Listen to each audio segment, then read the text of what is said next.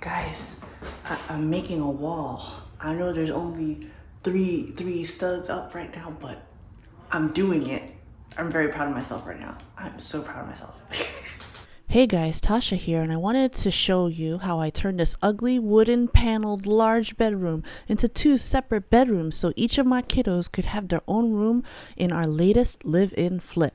If you are new here, I started as a minimalism channel and ended up decluttering and selling what I thought was my forever home so we could start our real estate journey. We are now in our second house hack and are fixing up the back unit to be able to rent it out to medical professionals, as we actually live down the street from both a med school and a hospital. The front unit is the main house where we live, and we saw that even though it's mad old, it has a lot of potential. So we decided to take on the challenge.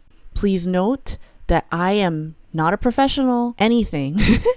I'm just a DIYer, if that's a term, and I am not offering you advice. I'm just gonna show you me doing the things that I'm doing and try to offer some interesting commentary along the way.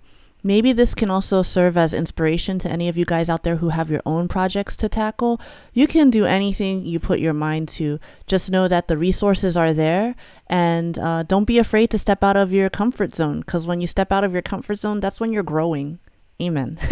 Okay, so back to building separate rooms. We basically had to tear off all the old wooden paneling, which revealed a lot of glue holes that I ended up having to fill in later, but that's fine. The original room had 2 closets across from each other, so we paid someone to demo one closet because we were like, oh yeah, we're going to keep the other closet, but then we decided to get rid of the other one too. So that's what you see here. After we were able to get all that taken care of, I proceeded to build a wall. It was my first time building a wall, and I definitely learned a lot. We basically had to frame out the wall, the closets, the doors. There was a lot of trial and error, but I felt so accomplished after doing it. My hubby was then able to drop electrical stuff down through the ceiling so we could have ceiling lights and switches as needed for each room.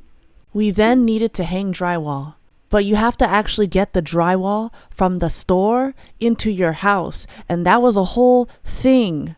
But finally, we were able to get the drywall home, and then we needed to figure out how to cut it and hang it.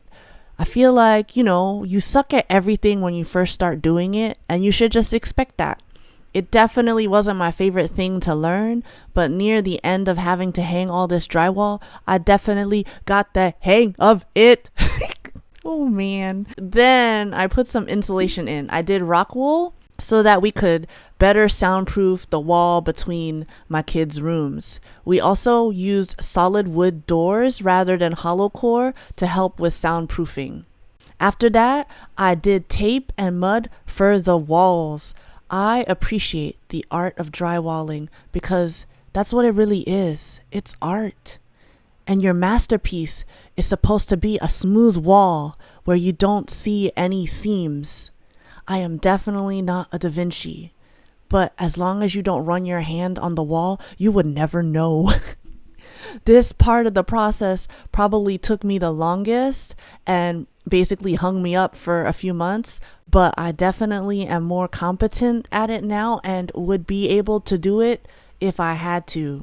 In my son's room, I had to also fill in a lot of drywall tears that resulted when we peeled the wooden panels off because they were originally glued on. You can't really just put drywall mud over top of those tears because it would bubble since it's just paper backing. So I painted an oil-based primer on first to be able to fill those paper holes in and more so allow it to be protected when I would add drywall mud because it would really get wet and bubble up if I didn't protect it first with the oil-based primer. It was long and tedious, but I learned a lot and I got to practice skim coating. Then I had to paint the ceilings and the walls, but that's easy compared to everything else I had to learn how to do. I'm pretty good at it, especially when it's all one color. I didn't want to have to repair the drywall that had a window in it, so we decided to add brick accent wall panels. You get them at Home Depot and it just looks like a bunch of bricks, and then you just cut it to fit. We then had to trim the windows, the doors, and then put the baseboards on before laying the flooring. I had to put the baseboards on first because there was a big gap between the bottom of the drywall and the floor, the subfloor. So I didn't want my flooring to have nothing as a guide for laying. So we had to do the baseboards first. People who do finish carpentry and do it well, that's another art. All of this is art. I have mad respect for those people in the trades who do this stuff day in and day out and are good at it. You are worth every single penny. But I did not have those pennies, so I needed to do it myself. So we actually moved William in before I finished painting the trim because I was so over it.